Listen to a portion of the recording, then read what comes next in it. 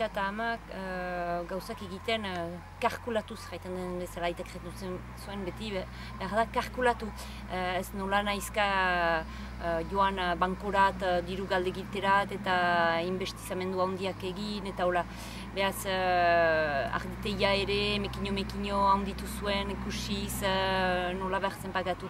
Eta behaz, autonomiaren ideia hori bazen betidanik gure etxean. Aitamak egina zuten diadanik arditeia, deizteko tresna ere bazen, behaz, maileguik etzen kasik. Behaz, erraiten aldut, egia teknikoki eta ere diru mailean erreskin dela transmisioa, gero aur bakarra naiz, behaz ez zen ere partekatzeko ahanguraik. Baina behar nuen ala ere nire lekoa atseman eta nire proiektua landu. Hori zen nire gauza, baina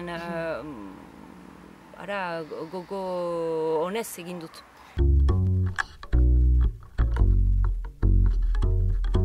Sartu nintzen ere ELB sindikatean, eta hor bazen jadanik filosofia bat, eta ni aski urbil izan dizen nuen nire burua, eta bero denborarekin egiten dira formakuntzak, eta aizanez, etxean ere ikasten da.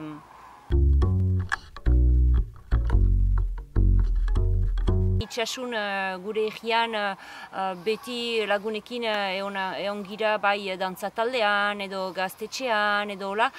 Behaz nire laborari bezala ere ikusten nuen behar nuela gauza hori segitu. Eta ez nuen ikusten ere lan hori biziki berezia da bizi molde bat, autu importante bat da, eta ez nuen ikusten nire burua hemen bakarrik nire etxean. Pixka bat ezin bestean, arrangin nuen momentu atez, 2004 urtean, ibaldu guk eginen dugu gurea. Eta behaz desafio handi bat izan zen, eta behaz pixka bat nola ezan iretsia izan niz mugimendu hortan. Eta hastapeneko talde hortan nahi zen, eta behaz segitu dut, muntatu dugu, eta gero izan dira debrien lana. Berbaitzen alde batetik elkartea garatu, langileak hartu, hortan ere bertziren denak ikasi, kudeantza eta horiek. Eta berdenboran, kasik sortu bezain laster, sortu egunean, prefetak bere ala hasi zen eganez, gure zien elkartea ilegala da, behauzik gelditu, eta gero 2009an hauziak eta izan ziren. Hauziak irabazieta, denbora pixka bat utzi nuen pasatzera, eta ordean nuen, nik orain bulegoa, laborantza ganbararen bulegoa uzten dut. Eta segitu dut bez Lujama, eta Lujamaren ardura, eta hemen xapatarena. Bietaik bat utziko dut ere egun batez.